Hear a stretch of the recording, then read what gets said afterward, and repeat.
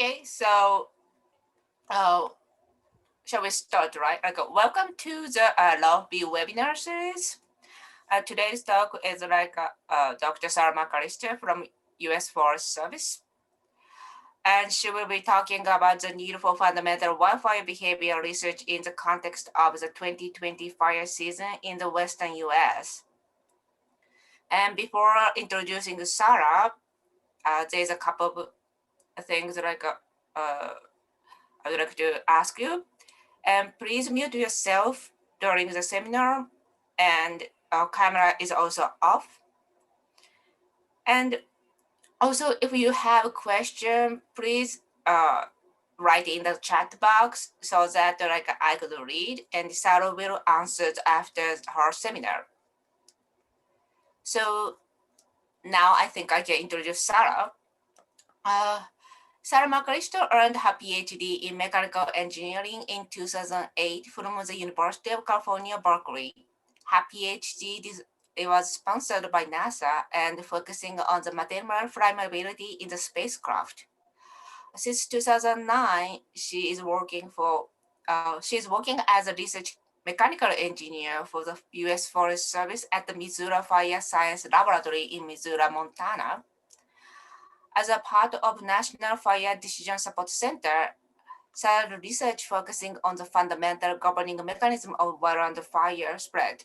Especially her research includes understanding the critical conditions for solid fuel ignition, flammability of live forest fuels, ignition due to the convective heating, and fuel bed property effects on burning rate.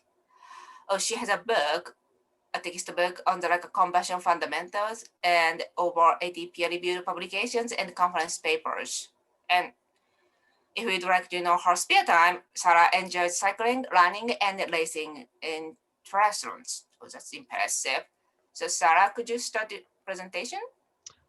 Sure. So I'm going to first sort of acknowledge all of the people that I have listed here. This talk in particular, I owe a great debt of gratitude to Lowen Hollingsworth, who's one of my coworkers. And as I go through the talk, it'll become obvious her contribution to this. But there's also a great team that we have working on this fundamental fire behavior topic, and it includes Mark Finney, Jack Cohen, Jason Forthover, Torben Grumstrup, John Bergrus, Josh Deering, Andrew Goris, Isaac Grenfell, Chelsea Phillips, Randy Paraki, and Sophie Vernholm, and Kyle Wold. So I guess before I get into the meat of this, let me make sure my slides change. Run a little slow. Uh-oh. There we go. I want to first kind of, I think there's a wide range of people that are attending this talk, and not everybody may know where I am. So Missoula, Montana, where the fire lab is where that pinpoint is on the map. So Montana is up in the northern part of the US, and Missoula is on the western part of that state, kind of near the panhandle of Idaho. I can't seem to get rid of, somebody drew some yellow marks on my slides and I can't get rid of them.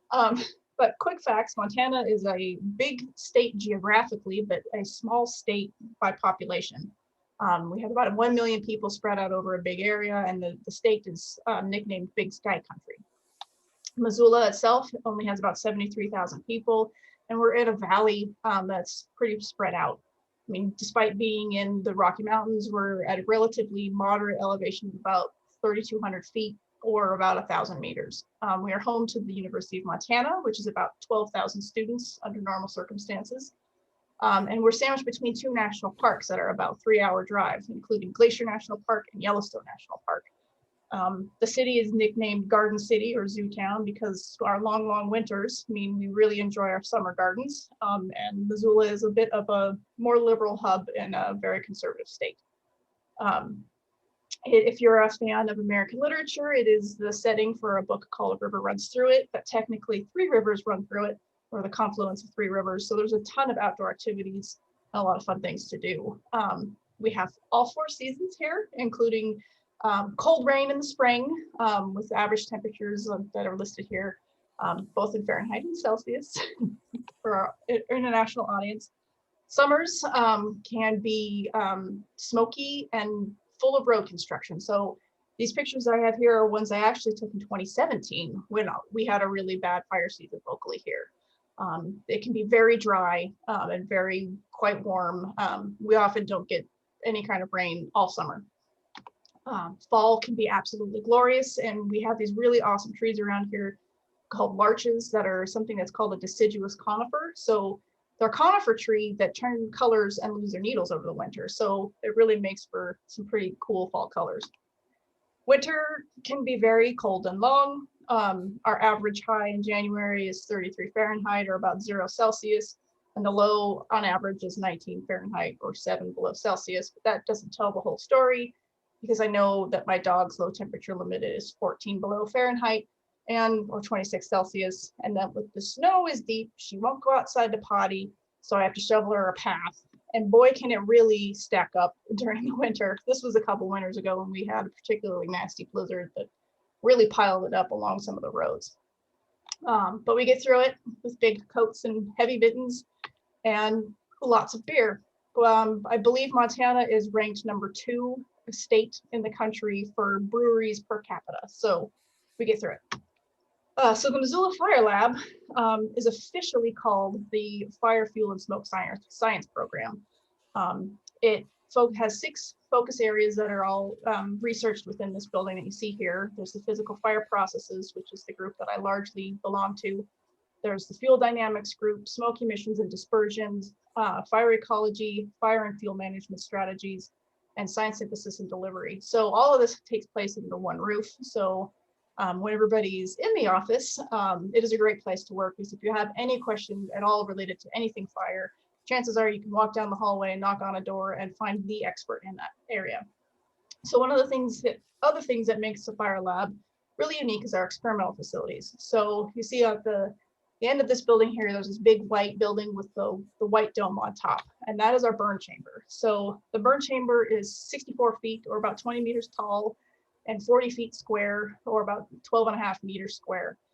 It is completely climate controlled, so we can set the relative humidity and the temperature within a pretty broad range, so we can make it summer in the middle of winter. And that burn chamber is the settling chamber for our 2 wind tunnels. So we have the low speed, larger wind tunnel, and the high speed, smaller wind tunnel. Both are then climate controlled because the burn chamber is climate controlled. So the low speed wind tunnel is this green one that my colleague is standing in front of. And it's about 10 feet by 10 feet cross section, or about 3 meters by 3 meters in cross section, with a max velocity of 7 miles an hour or about 3 meters per second. And I'll remind people that, wind tunnel speed is different than weather wind speed, right? Because wind tunnel wind speed is the wind at the ground, whereas when you look at your weather forecast, that's the wind about 20 feet or 10 meters above the ground. So there's that boundary layer effect. So 7 miles an hour is a pretty strong wind, and you can barely get the door closed. So that's the big one. The high speed wind tunnel is smaller. It's 3 feet by 3 feet, about 1 meter by 1 meter cross section, and that can go up to 40 miles an hour, or almost 18 meters per second, which basically is used only for calibrating equipment and sensors, because anything you put in there pretty much ends up downwind because it gets blown down there with wind speeds that high. And both of them are about 86 feet or 26 meters in length. So, it's 2021. So, why are we studying wildland fire behavior still? Well, 2020 basically was another year that emphasizes that we seem to get caught off guard by fire every year. And this was a particularly poignant example. So the official statistics on acres burned in the US is kept by the National Interagency Fire Center, NIFC, and they actually hadn't updated their website yet for last year as of Friday afternoon.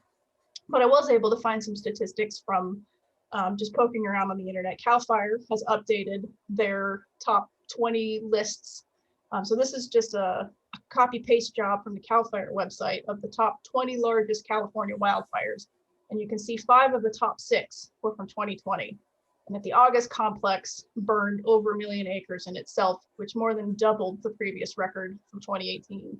And that fire burned 935 structures and resulted in 1 death. The other fire that's worthy, they're all worthy of note, but the other one that comes with a lot of, shock is the North complex. While it was the sixth largest fire overall, burning almost 319,000 acres. It was the fifth most destructive fire in California, burning 2,352 acres, and the fifth most deadly, resulting in 15 deaths. So this was California. Granted, the whole West was pretty well hit by fires in 2020, but Oregon was another state that was especially well hit, and they had over 1 million acres burned. Oregon is geographically a much smaller state than California, so that's still a huge amount of acres burned, and over 4,000 homes were lost. And a lot of that was due to a once-in-a-century wind event that they experienced. So looking for statistics on what had happened last year, I came across this really, I think, interesting fire history graph that the Oregon Department of Forestry had put together. So this is looking at only state protected lands. And their number for 2020, if you look over here on the right, has state protected lands of about 500,000 acres of state protected lands had burned last year. Remember, Oregon had 1 million plus acres, so the rest of that was all either federal land or private, or another sort of category of land. And you can see like that was literally off the charts for how many acres had burned. But you start looking back in the past, especially compared to the last 50 years or so. And what I think is really interesting about this graph, and is probably a subject for an entirely other talk, is most fire history graphs only go back to maybe 1980 if you're lucky. So you're capturing the end of some very successful fire suppression that we got through in the US. So we were really good at putting fires out all throughout the 1900s. But this graph kind of gives you an indication of how much was burning before we did all of that, right? So this just kind of puts in perspective how much fire there used to be on that landscape, how much fire the landscape is used to. And if we ever want to start changing things, we kind of have to start looking at burning on the order of these kinds of acres under the right conditions. Again, that's a topic for another talk, but something that this graph gave me the opportunity to mention. So in order to really discuss why we still need to do fire behavior modeling, I thought it was important to talk about what operational fire modeling is really like. Like, what is it? What actually happens when people try to model fires in an operational sense for management? And this comes with an asterisk, because this is all stuff that I learned vicariously. I don't actually do any of this. I'm a lab geek. I burn stuff in the lab. But a lot of my coworkers are really involved in a lot of this aspect of the work. So one of the things I think that was really kind of interesting to learn was that only about 1% of all wildfires actually get modeled. By far, the majority of them are put out when they are small and with only a couple of crews, and they just go out and they get it done. Only the really, really big fires have the need really to be modeled. And by far, the majority of the time we run our models is actually for training and for planning purposes. It's not for suppression. And it's become apparent over the years, working with people that actually use these models, that it is an enormous amount of art involved with it. It is not a straightforward process. You can't plug and play things into our fire models. It's not like flipping pancakes or any other analogy you want to use. It's an incredibly difficult process, and a lot of experience is needed to fill in missing information, weigh the different possibilities of things that can happen, figure out how alignment of factors can come together to produce the actual fire event. Things that need to be taken into consideration for fuels is often the maps are out of date. The US has something called landfire, which is all satellite. So we've got landfire data for every pixel of the US that assigns a fuel model for what's there. But those are only updated every 4 years. And for example, right now, they're working on releasing landfire 2016. So the maps that are coming out now are still are 4 years out of date. And so there's a lot of things that they have to do to update that. A lot of things can happen. Even if they do have perfectly up-to-date maps, the fire behavior they're seeing doesn't necessarily match the fuel model that that is prescribed by the land fire data. So they have to go through and kind of tweak fuel models to match the local fire behavior that they're seeing, and not just fuel models, but loadings, moisture contents, everything, so that they can kind of remodel the things that have already happened so that they can then make the predictions. And often they have to go out and look at the fuels. So those people have to be there at the location of the fire in order to do those kinds of things. Partly why it takes only the big fires to do this is you're often pulling in crews from all over the country to the location where the fire is, and that takes time. When they're updating the fuels, they got to pull recent fire perimeter maps that may not be necessarily readily available, but they have to go dig back through and pull everything in. They also have to rely on a lot of local knowledge. They have to talk to the firefighters on the ground. They have to go out, see things. They got to talk to the local guy who's been doing a lot of work there in the past. There's a lot of issues with weather. We have weather stations scattered all over the country, and some of them, there might be 3 or 4 in the area of the fire, but maybe one of them gives the better weather data that matches the fire behavior, and it may not necessarily be the one that's physically located the closest to the fire. So they have to go through and kind of iterate around these things to kind of be able to piece together some of these aspects. In addition to managing the usual challenge in uncertainties and forecasts. I mean, God, especially in somewhere mountainy like Montana like this, I have absolutely no faith in the weather. I mean, even just this weekend, they totally blew the forecast. We were supposed to have over a foot of snow and we barely got an inch. Weather forecasting itself is an art, not a science. So you have to be able to factor all this into all your fire modeling. One thing that is interesting to note about the really big fires, so fires are classified by type, right? So a type 5 fire is just a kind of a run-of-the-mill ordinary fire, but a type 1 is considered the most complex, the biggest, most working, things to consider fires. So when you've got a type 1 fire, they very most often get their own incident meteorologist that provides weather forecasts that are specific to that area, that take into account information that is going to be very important for fire predictions that may not be necessary for just the average, am I going to go skiing today kind of weather. And even then, even having their own incident meteorologists, the confidence in their forecasts are only for about 3 days. Past that, they don't even bother. So when they have to do model runs that run past 3 days, they use a program called FS Pro, which is basically a Monte Carlo simulation that kind of runs a wide range of statistically possible events. So they use the 3-day forecast, but then they use climatic data past that. So basically past history weather to fill in past 3 days. So these kinds of runs are really important for evacuations because you need to be able to let the community know ahead of time, that this is coming, right? So they'll have to balance all of these things, and the type of analysis they do is often driven by what's important on the individual fire, right? Are they being asked by operations to provide them an analysis for what's more likely to be a successful operation? Where are they more likely to be able to hold a particular line?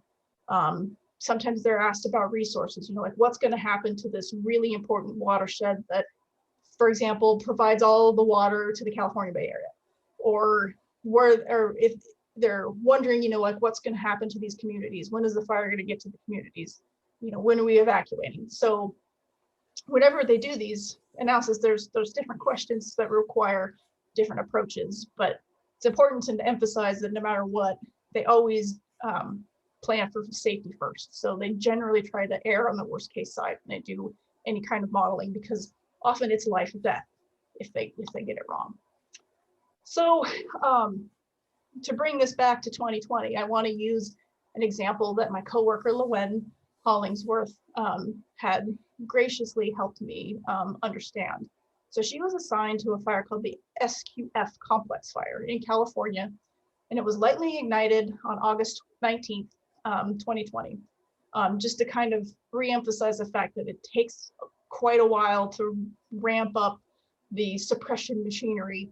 The first perimeter map that is available for this fire on InsaWeb. So InsaWeb is the formal location, the formal hub for all public information regarding fires in the US. The first perimeter map wasn't available until 5 days later. So it took 5 days to get somebody who had mapping skills at that fire to start mapping it, essentially. So Lowenz is on a type 1 team, and she arrived on September 1st and ended up staying for 21 days. So she goes out as something called a long-term fire analyst, or LTAN. So to be an LTAN, you have to take quite a number of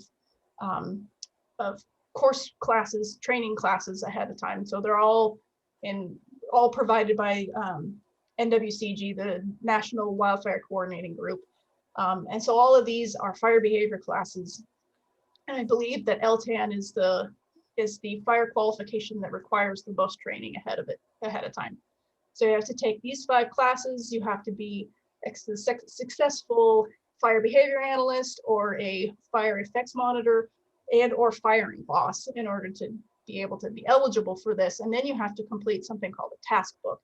So a task book basically outlines a list of activities that you have to do as basically an apprentice. So you go out when you have your task book open, following another already qualified LTAN for however long it takes you to fill out your task book. And because of this, it turns out there's only roughly about 66 of them in the US. And this, is asterisk because a lot of these other people, a lot of these LTANs have other day jobs. They're not necessarily full-time 100% fire suppression available. For example, Lowen has a day job at the fire lab, but she's also an LTAN. But she runs all of those training classes that are listed above. So, so she's heavily involved in all aspects of it, but she's not available at any moment to go out on a fire. And even then, if anybody's experienced it, there's rules for how long you can be out on an incident and rules for how long you have to take in between incidents. And you kind of cycle through, with other teams. So even though there are 66, that doesn't mean that 66 are all out on a fire at any given time. So this is still kind of a pretty rare unicorn type of position, but very valued in these larger long-term incidents. So her team also included an incident meteorologist because it's a type 1 fire. So in total, this fire burned 174,000 acres over 174,000 acres or 70,000 hectares. Because it was a complex, it actually consisted of 2 fires, the Castle and the Shotgun fire, that were really geographically close by. By far the majority of the burning and the activity that was on the Castle fire, because I guess the Shotgun fire was hemmed in by a lot of rocky terrain and never really spread. So it's interesting is that this fire is still technically an open incident on InsaWeb because they're still managing the hazard trees from continuing smoldering, they're still running a bunch of heavy equipment and stuff. So it's still being actively updated. And so one of the reasons, not only was it a big fire, but it was also a very complicated fire in terms of the jurisdictions that were involved, either directly or because they were threatened.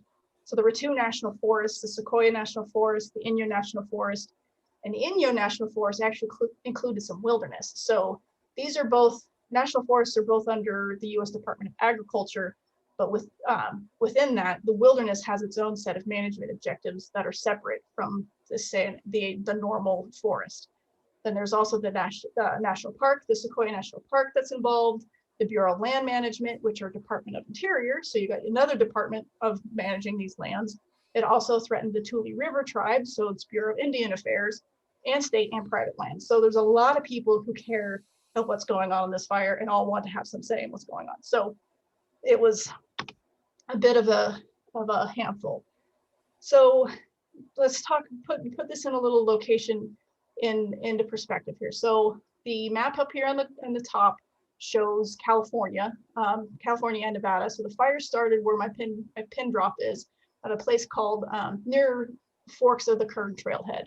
So we're kind of talking on the southern reaches of the Sierra Nevada mountain range. So if you zoom in on this, this is what the Google Maps look like. So again, the fire started at the Forks of the Kern Trailhead here. And you could tell it like it's in the middle of a lot of complex topography, right? So and a lot of pretty intense elevation change. So to the west, you have a lot of small communities that are down in this more central valley of California. That's around 450 feet in elevation or 140 meters. And is indicated by the green in the map. There's a lot of farms and orchards. So it's a lot of heavily irrigated agriculture land. Within the mountain range here where the fire was burning, just to the north is Mount Whitney, which is the largest mountain peak in the continental US at over 14,500 feet or 4,400 meters. Just to the east of it, you have Death Valley, which is at or below sea level and is very dry. It's a desert.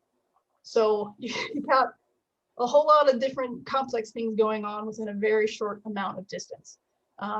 So one of the key features here in the terrain that you might be able to spot is this really deep gorge that's coming north-south, almost up to Mount Whitney, just north of where the fire had started.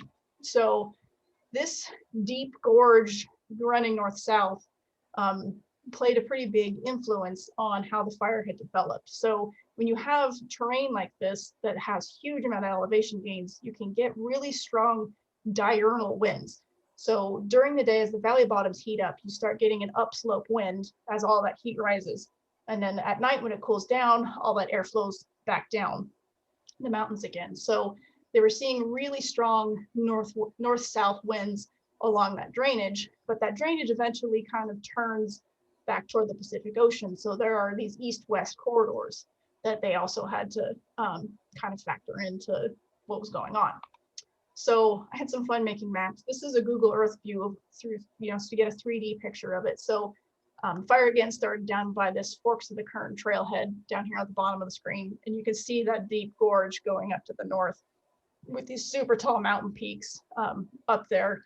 But there are a considerable amount of peaks, down kind of more towards where the fire had started to. And if you were to kind of move your view back toward where all the communities are and then look east, you can see those drainages, those east-west drainages coming off of there where, that river really kind of makes a turn to change direction. So this is basically what had happened on the fire by the time Llewellyn had got there. It had been burning for about 14 days, had burned roughly 38,000 acres. And by September 3rd, which is the first day I can find any information on it, there were about 632 people on the fire. So they had been pretty aggressively hammering this. And based on this fire progression map that you see over here on the right, you can see that it spread largely to the north. And that's because it was really driven by that diurnal wind because of topography. And they were doing a lot of wind ninja runs to really understand. For those not familiar with it, Wind Ninja is actually a model, a smaller scale wind model that the Forest Service developed to understand, to scale down the weather predictions of winds down to much finer scales to understand topography effects. So up until this point of the fire, it was very clear that the diurnal winds were dominant over the general east-west winds that the typical weather pattern would bring in. So after she got there, the fire had started to bulge out to the east and west. It had grew to 55,000 acres. And one of the examples I want to talk about of one of her modeling runs, she conducted on September 5th, a few days afterwards. So on the 5th, this is what the forecast looked like for the next 3 days. On the 6th, it was supposed to be pretty hot, actually really quite hot. There's quite a temperature range listed here because again, the elevation change is insane. So there was quite a range of temperatures of importance to this fire and quite dry. So 8 to 17% relative humidity. The atmosphere was unstable with a Haines index of 5 and supposedly excellent ventilation. The inversion was supposed to lift around 9 o'clock in the morning, which was expected to lead to activity increasing earlier in the day than they had seen before. The winds for the slopes and valleys were supposed to shift from east to south winds in the morning at around noon to more of a southwest west wind from 5 to 10 miles an hour, 8 to 16 kilometers per hour. with some pretty good gusts, and that those winds were then supposed to shift to the northwest later in the day. The ridges were kind of the same story.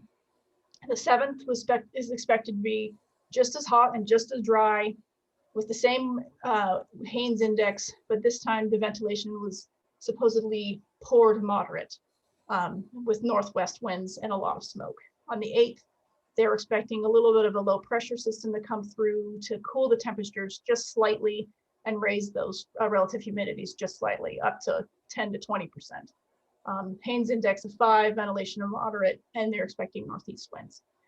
So one of the things that the incident meteorologist provides for an incident is a weather summary table like this, because a lot of times it's really hard to digest all those numbers and figure out what's meaningful, right? Because if you're a firefighter coming from Florida, temperatures and relative humidities that are important to you are going to trigger washout zones are going to be very different than somebody coming from California.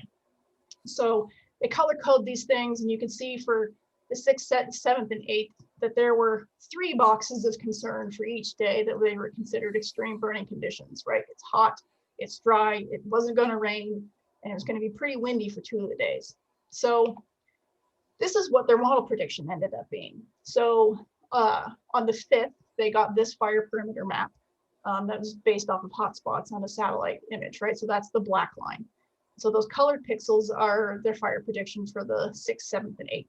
And the red line is what actually happened. So you can see in this case, they actually over-predicted their spread.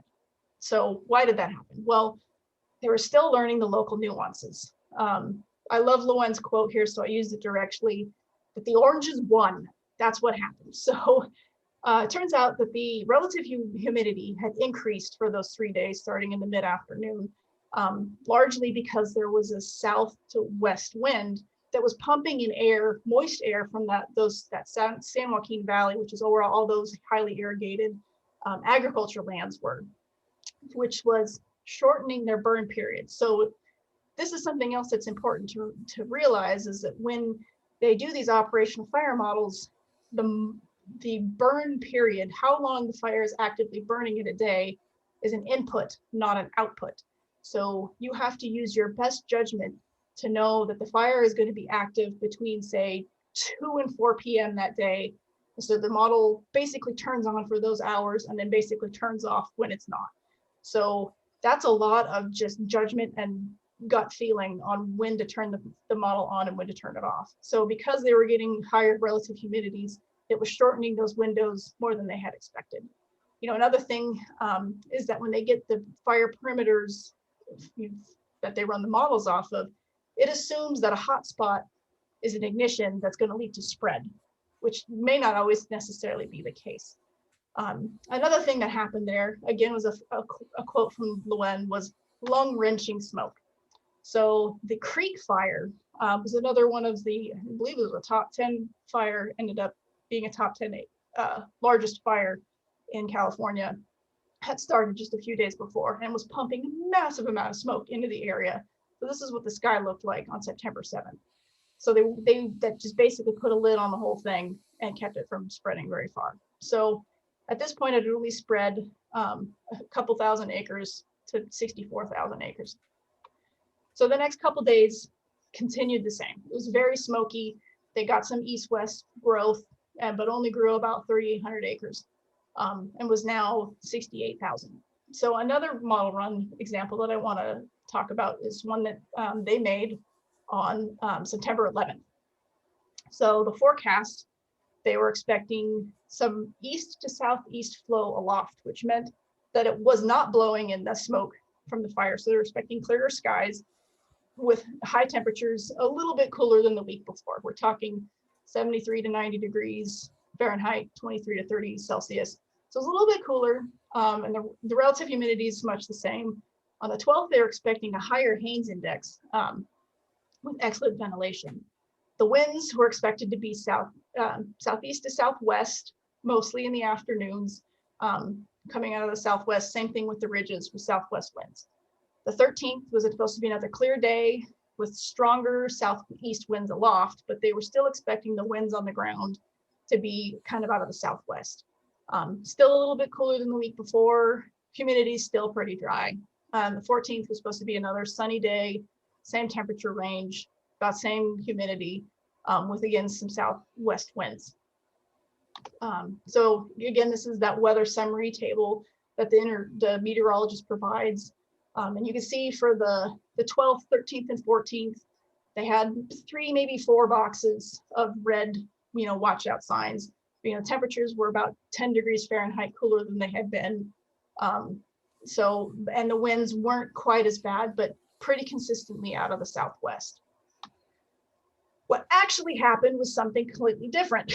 So they got, so the left wind rows here shows the daytime winds, and they got some pretty strong southeast winds. I know this is in miles an hour, but they were looking at 25 to 30 mile an hour winds out of the southeast during the day, and very little winds, but a little bit coming out of the west, northwest during the night, which ended up completely blowing out the fire to the west, because we had a really strong east wind that pushed the fire way past where they had predicted. So again, we've got this black line of where the fire was overnight on the 10th into the 11th. The colors were their predicted fire spread, and the red is what actually happened. So the fire almost doubled in size. It grew 40,000 acres to 100,000 acres over these few days, with some really big runs on the 13th and the 14th. So, the question is, well, what happened here? So some of the challenges in predicting these fires is getting the timing of the stability changes right. So it went from being a stable atmosphere with that smoke lid on it, being really smoky. So the picture up here is a picture of a fire station in the area on the 10th. And you're still looking at that really gross, icky sky. Changing to the 13th, you can see it's crystal clear blue sky above that smoke. So that really changes the length of the burn periods, because again, that's an output, not an input. Or I'm sorry, there's an input, not an output, other way around. So they have to guess, again, how long it's going to burn. And if you've got an unstable atmosphere, it's going to be actively burning for more during the day than it would if it had a stable atmosphere. And in fact, a lot of bad things were blowing up. They actually lost track of fire perimeter on the 12th because they had a bunch of bad IR runs. So they were largely in the dark of where the fire was for those 3 days. And this is the kind of thing that they were relying on. A lot of hand-drawn maps and firefighters with guesses on where things were happening, and, with a Sharpie. So they couldn't figure out, they hadn't anticipated this, and getting the timing of this stuff done ahead of time is just really incredibly challenging. They also were really expecting southwest winds, but got an southeast wind. And remember, with Death Valley being to the east, that wind was really dry. And so when it was coming from, was matching the winds aloft, were actually percolating down toward the ground and coupling with that diurnal wind that was going up that really strong drainage. So those were wind conditions they had never seen before, and they weren't expecting. And so it's really hard to predict fire behavior in conditions you haven't seen in that location before. And the other thing that has happening was that they were getting some poor overnight humidity recovery. So which meant that instead of their humidities coming up overnight, which typically happens, it was staying dry. So instead of, kind of dying down at night, it was actively burning at night. And then they were also dealing with outdated fuel maps. So I'd mentioned that land fire is at least 4 years old, but it turns out they hadn't even gotten the, so they hadn't gotten the 2016, so I guess it's 2 years old. They hadn't gotten the most recent update. So they were working off of the 2014 map in the area. And there were a lot of fires that had happened between 2014 and 2020. So this is what the previous fire history had looked like. So you can see that it really influenced the way that the fire had progressed, which incidentally really is a good example of how fuel treatments can affect fire spread, because if you've got a previous fire that it bumps into, it just kind of doesn't go anywhere. The other thing that they had to deal with was really high tree mortality. So they hadn't had precipitation in 100+ days. California is in the middle of a really long, crappy drought. And there was just a bunch of dead trees that weren't in the fuel model, or that weren't in the land fire data. Then it's really hard to adjust the fuel models to account for this tree mortality and these other fire disturbances, because they hadn't seen the fire spread into those yet. So again, it's one of those like how to tweak the models to match the fire behavior. If you haven't seen those conditions, it's hard to turn the knobs to get it to match. So, this is, basically it happens on a lot of examples. Lowen said that was a particularly challenging fire where they just felt like they were getting punched in the face constantly from all the different things that they just couldn't seem to get it right. But this is not necessarily uncommon, and we struggle a lot because a lot of our experience with fire is with smaller tame fires. We have the Forest Service has a 97% initial attack success rate, meaning we put 97% of all fires out before they grow more than about 300 acres. So, we don't deal with fires like that on a day-to-day basis. And our models and our prediction tools were not meant to deal with fires like that. They were made in a lab, largely in the 60s and the 70s. In fact, my lab, and they are meant for somewhat limited conditions in terms of the fire size, the fuel characteristics, and the terrain. And even then, like, we still don't know all the inputs to put into our fire models. So, the model output is only good as the things that you put into it. And we've got them to work okay, as long as we have people who know what they're doing, holding its hand for somewhat mild, moderate conditions. But when we get into these big blow-ups or these threshold things where we have to decide, is it spreading or is it not? Like, it just doesn't handle it very well. And we really those models don't have the fundamental physical understanding in them to be able to answer these questions. In fact, there's a lot of things we don't understand, like just in terms of general, physical understanding, we have a lot of major unanswered questions. Like, we know that fires spread faster uphill and when the wind blows, but we don't know why. We don't know when it transitions to a crown fire. We don't know why live fuels burn at moisture contents over 100% because they're full of water, but a dead fuel won't spread with moisture contents above 10 or 15%. We don't know why some species burn as crown fires, others don't. There's other things like why prescribed burns only go on sunny days, but not cloudy days with the same everything else. And there's a whole lot of extreme fire behaviors that we just don't have a grasp on. So this is a picture out of Oregon from 2020, and good Lord, it looks like Mordor over there. We don't know. So a lot of it is we have, like, our system has a lot of limitations that are built into it. So our operational fire models in the US are all based on the same suite of underlying sets of equations. So for surface fire spread, it's all based on the Roth-Mill spread equation from 1972. It was an empirical model based on wind tunnel burns in the very wind tunnel at the fire lab that we have. It was done for steady state spread in homogeneous uniform dead fuels. And it wasn't until Albini came around 4 years later that they tweaked it and did some voodoo weighting scheme to come up with fuel loadings to work with heterogeneous fuels so that, to come up with our fuel models that we have. Which brings up the fact that there is no WUI fuel model. So if we want to predict risk to communities and predict fire spread through it, we can't use Rothermel because there's no fuel model for it. It was never meant to have a fuel model for it. So we have to do something different. So the transition to crown fires uses a model by Van Wagner from 1977 that was based on a sum total of 8 experimental fires and wildland fires. Eight data points, and this is what we use for the basis of all of our wildfire spread models. And that model basically just says that torching will occur if the surface intensity reaches a critical value, and it's based on crown base height and moisture content. So again, that's 8 experimental data points in one fuel type that's dictating all of this. Our spread models for active crown fire is from Rothermel in 1991, and it again is an empirical correlation based on 8 data points, 8. And what's really interesting is that it only considers wind-driven, so-called wind-driven crown fires. The ones that are supposedly called plume-dominated fires didn't fit the correlation, so they were thrown out. Like, there's just no data point to it. And so for this, all it does is multiply the surface rate of spread by some factor to get a crown fire rate of spread. So, these are the things that we're working with. We've made them work, but there's still so much that's missing, like even small scale to large scale fire behaviors. So these models were based on heading fire spread. So this is along the direction with the wind, concurrent with flame spread. It doesn't take into account flanking or backing fires. So that's flanking going to the side, or backing is like an opposed flame spread. We do that just by purely geometrical arguments. There's no scientific basis behind it. We don't have any model that works for supposed plume dominated fires, which includes no understanding of long range spotting, which tends to happen in all directions in these kinds of fires. And it can have something devastating called a plume collapse, where the whole plume just goes, and you get this downwash, which has resulted in some fatalities in the past.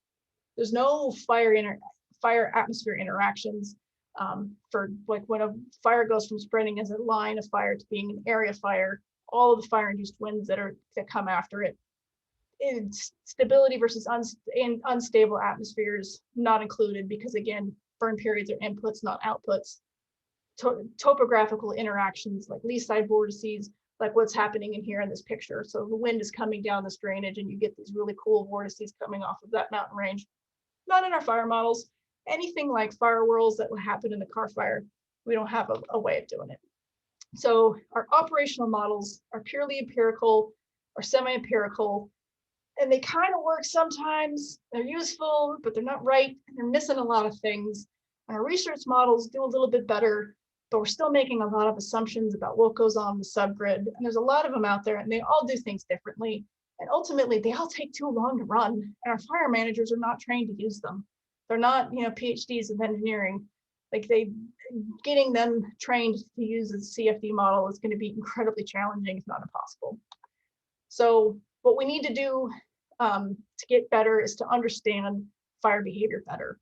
And that's fundamental physics of wildland fire. This will let us train our firefighters better, make better effective planning and mitigation, so we can do fuel treatments, which is actually one of the target goals of the LOF&BE ignition resistant community subgroup. So that's my time in there, and will also allow us to predict it a little bit better.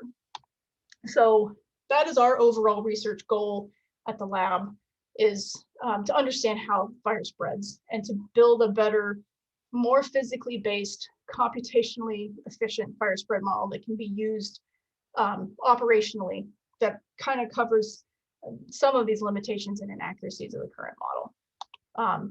And so we break the problem down into the 3 phases of fire spread. So we treat it as an ignition problem. So we're looking at ignition, combustion, and energy release, and how that heat is transferred ahead of the flame. So the context of that heat transfer really matters, right? So we're not talking about structures. We're talking about wildland fuels, which are very fine. They're discrete particles that are separated by air. They're often live vegetation. Just for a thought experiment here, if you stick, a big block of wood in front of a radiant heat source and a loose wad of excelsior in front of a radiant heat source, turns out that block of wood ignites immediately from radiation, but that loose wad of excelsior doesn't. It just sits there and cooks. So the context of the fine fuel really matters in terms of the heat transfer. And in fact, you can stick a wad of grass in front of a radiant heat panel and it just sits there and gets a little suntan because it never heats up. So, this is a surface temperature of those 2 particles, the block versus a smaller thin thing. And you see that the block heats up and ignites, and the other one just kind of sits there and cools off. So it turns like convective heating, we've shown is a huge part of how fire spreads in fine fuels in the wildland context. So we've done a lot of work to try to understand that using a lot of experimental fuel beds like these cardboard combs, because we needed a fuel that was repeatable and uniform. We've done these tests in a wind tunnel and on a slope, and we've seen some very unique flame structures that come out of this, right? These are peaks and troughs. I'm sure at this point the word has gotten out about the peaks and troughs. So when you make a bed real uniform, you see these flame structures that are inherent in the spreading behavior, and it has a lot to do with how it spreads. And these peaks and troughs are everywhere, right? From prescribed burns through grass to these huge crib fire burns that we did outside to crown fires. You see the same peaks and troughs. And so this is what helps. These peaks and troughs are actually responsible for pushing the flames forward and down into the fuel bed, which is then kind of answers the question of, how does convection work to ignite wildland fuels? And you can watch this flow tracking video here. If you watch the trough, you can see really like that mechanism of the flame pulsing forward down and into the fuel bed, kind of helping to explain this process. So these are the parts, these are the questions we're asking, these are the answers we're getting that we're incorporating in our fuel models. And really the particle responds very well, a thin particle responds very well to these pulses of hot air. I'm watching my time, I'm moving along. So, I mean, this is a very important part of, developing our understanding of fire spread. Ignition is also a huge part of it, right? Because now we're looking at convective heating instead of radiant heating, and live fuels has always been a big monkey wrench in the works. So if you were to watch a live fuel burn at high speed, this is what you would see. So it begins to heat up, and you can see some of the waxes and stuff start to bubble and melt a little bit. But in just a moment here, you'll see that they actually are quite explosive. So if you were to look at, this is another species of fuel, both the visual and IR also on high speed. So this is a grand fir needle. I'm going to see if I can't hurry it along a little. There we go. You see as it heats up, there's just these jets of gases that are coming out of the fuel. That is a very different mechanism and way of thinking about how things ignite than just simply like wood or a polymer, right? It's a very different process. So we can't just treat live fuels as thermally thin wet wood, because they've got a really important structure on them, right? They're living cells. It changes the way that the fuel holds the water.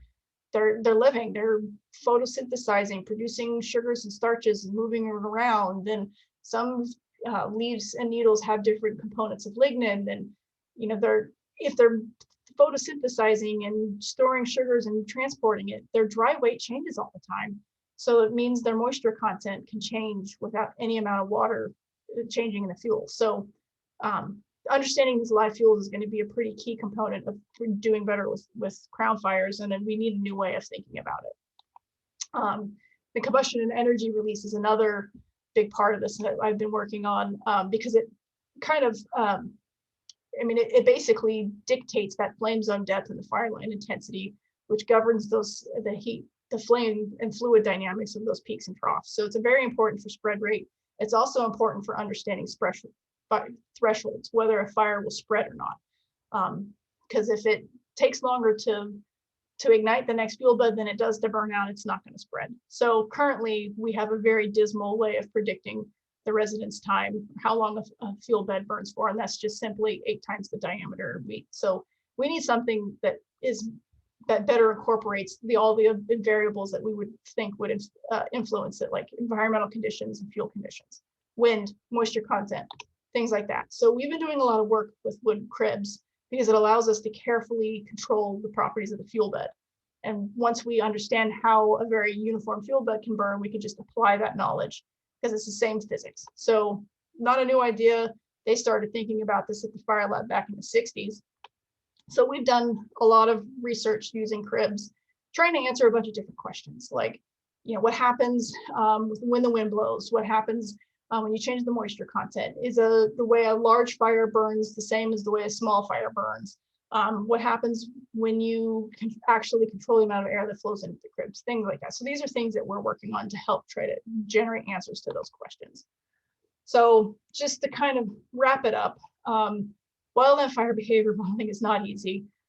It takes a lot of experience and gut feelings and just trial and error to get things right when you're doing it. And a lot of that is because we don't have a great understanding of the underlying physics. So we're not going to get a better model until we have that. Once we do, we can do better training, we can do better planning and mitigation, and we can do better in operations. And that is what the work at the fire lab is aimed at doing, is to fill in that missing understanding. So hopefully I have a couple of minutes for questions. Okay, there is a couple of questions coming, and thank you, Sarah, for a great presentation, by the way. Yeah, Thank first you. of all. A little rushed. Yeah, and the first question seems we had a question from Bazaro, but that question seems answered by Steve. Oh, So I guess I need to catch up on the chat here.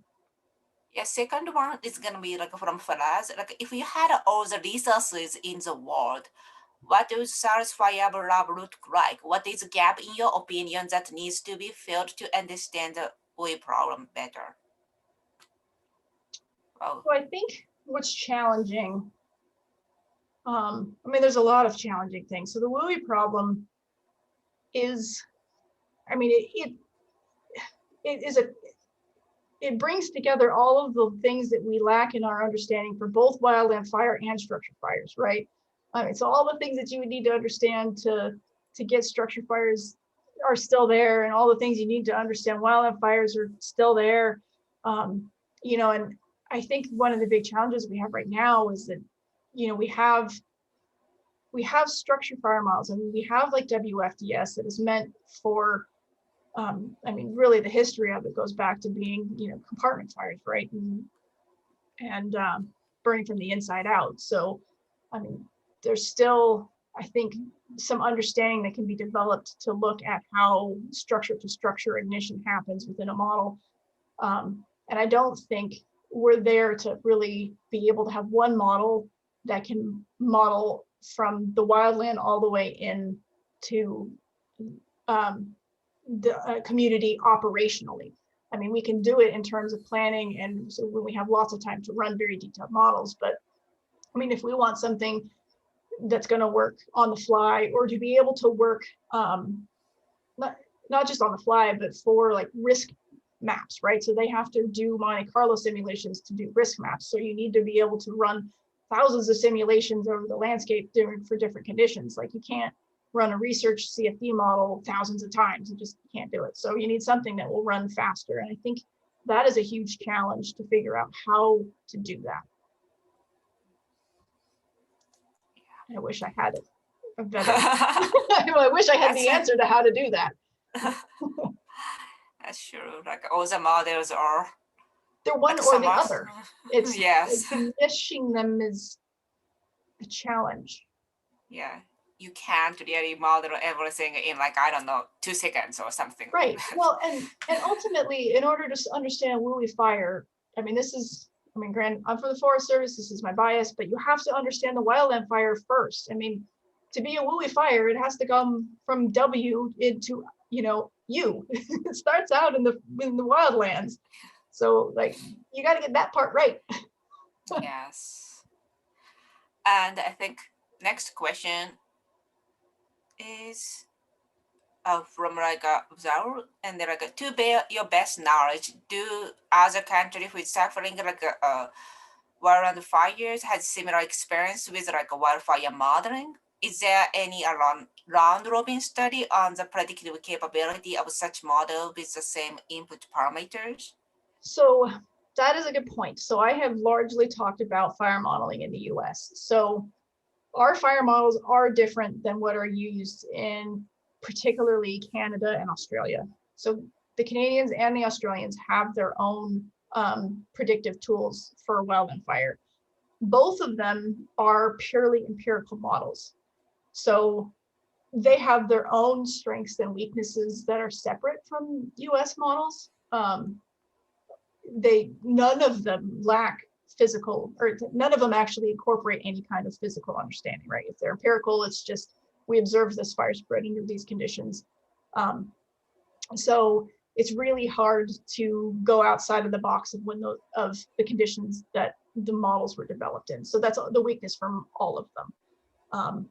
You know, and none of them are going to be able to predict, say, for example, I bring up the Carr fire again, right? So that was a fire in California a couple of years ago where an enormous like tornado strength firewall formed and ripped through an area. It killed, I mean, at least one firefighter, because they found the actual winds from the firewall killed him, because they found him in his truck overturned like hundreds of meters away from the road he was driving on. So none of our fire models are going to be able to predict that until we, you know, get some more physics in it and get that fire and atmosphere interaction. So we all have the same weaknesses there. But I'm not aware of any kind of round robin study. I mean, it may have been done where somebody has compared the three models. It's also challenging because if it's empirical model that's based on their fuels, and we may not necessarily have the same fuels in Australia that they have in Canada, especially between us two. So apples and oranges in some ways. Yeah. Okay, like one more question, probably quick question, since we are becoming like at the end of the time. So, yeah, a question from Alex is that you mentioned a great presentation, Sarah. You mentioned that modeling is used only for 1% of wildfires. Are there operational models? Are there any example of usage of physics-based models for firefighting in the US? So Colorado has a slightly different approach to things. So that their state has developed, they call it WARFire. So it is a weather forecast that they have paired with the Roth-and spread equation. So it is a slightly different approach to the way that the rest of the federal agencies handle it. I don't know if I would quite fully call it totally physics-based because it's still underlying with the Roth-and spread equation. But it's one step closer to being physics-based. But otherwise, no, they take too long to run, and people are not trained to use them in general. Okay. Thank you. Like, there is like actually more question coming about like I think our 1 more hour is ending, so Yeah. we just gonna thank Sarah, and Sarah will like send them an email, I guess. Yeah, that'll be all right. You can do that. Okay. So thank you, Sarah. And if your answer isn't asked, your question isn't answered, Sarah will contact you like with answers. So thank you for joining again, and like thank you, Sarah, for the great presentation. Yep. Thank you, everybody, for sticking around and listening.